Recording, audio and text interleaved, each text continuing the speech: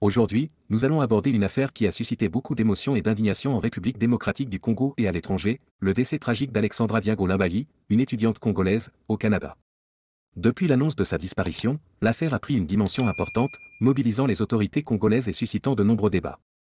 Récemment, un nouvel élément a fait surface et mérite toute notre attention, le soutien financier que la famille d'Alexandra a reçu suite à cette tragédie.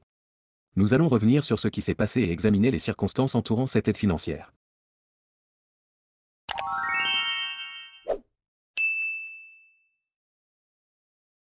Pour ceux qui ne connaissent pas l'affaire, Alexandra Diago-Limbaly était une jeune étudiante congolaise qui poursuivait ses études au Canada.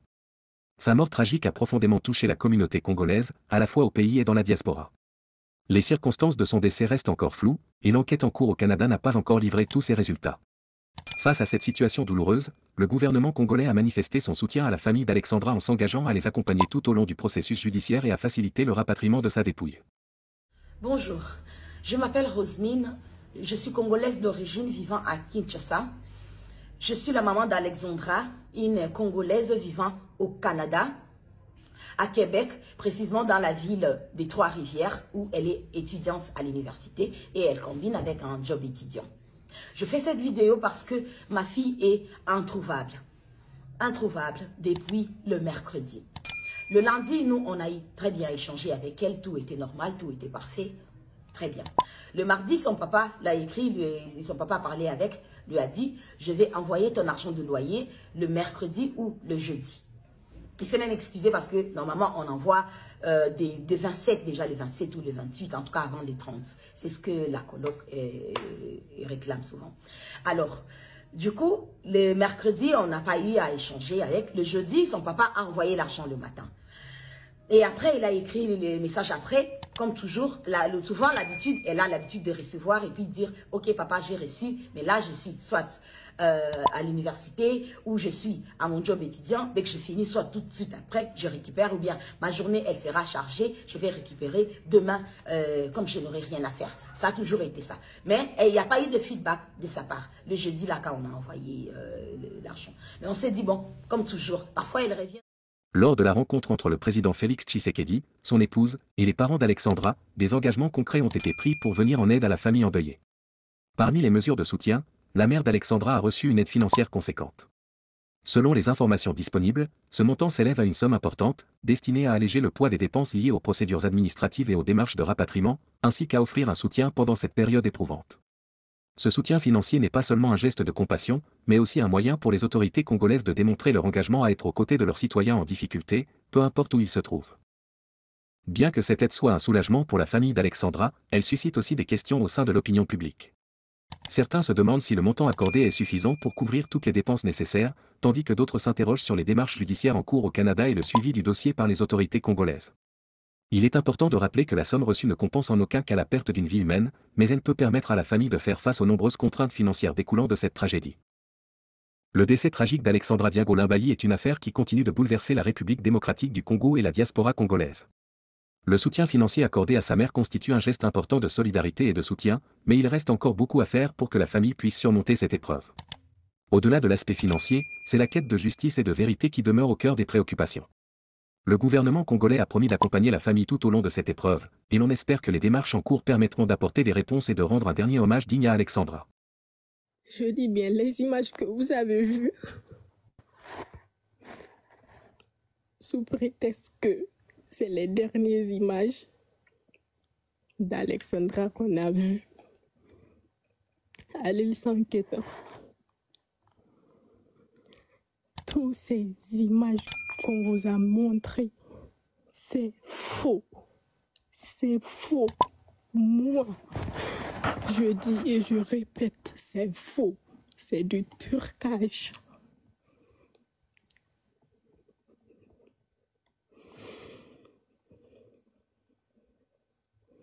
Alexandra ne s'est pas rendue à l'île Sankéta à 16 h.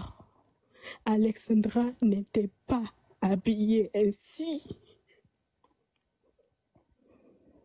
Alexandra était accompagnée. Alexandra est partie à l'île Sankéta. à 15 heures. Je dis bien à 15 heures. Et elle était accompagnée par ce fameux Christ.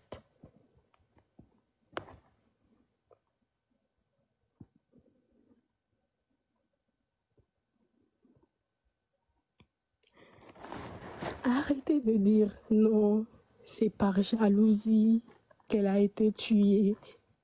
C'est par quoi? C'est faux.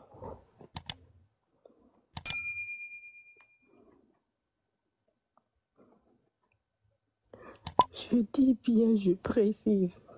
Alexandra s'est rendue à l'île Saint-Quentin.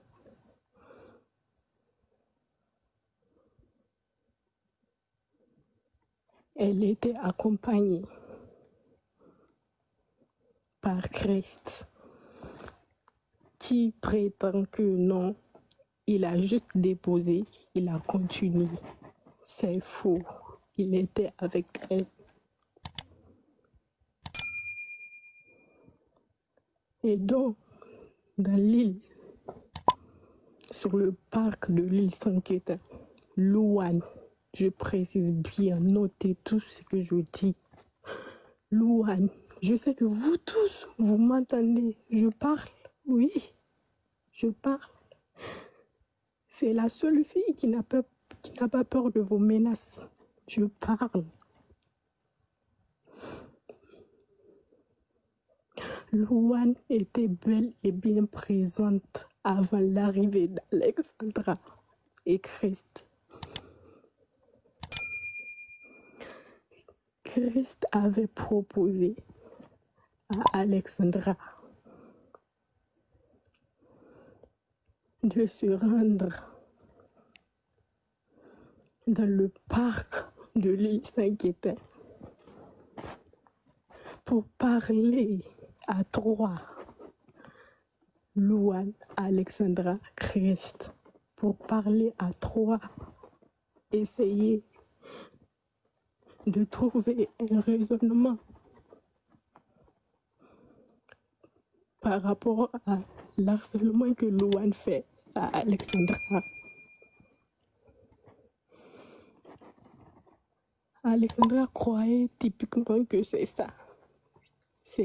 Elle croyait typiquement que c'est la raison pour laquelle ils vont se rendre dans le parc de l'île Saint-Quentin.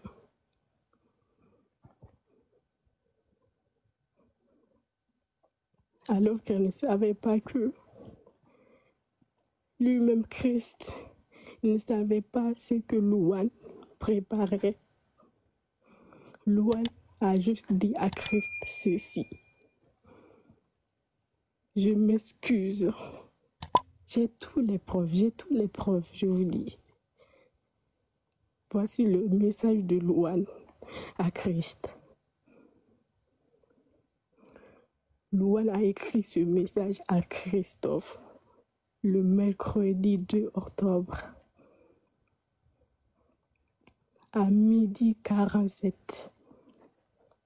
Elle dit ceci: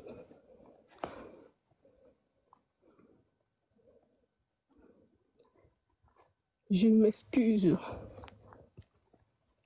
auprès d'Alexandra et auprès de toi pour tout désagrément que j'ai causé. Je m'en excuse encore. Mais je ne sais pas comment interpeller Alexandra. Christ, voici ceci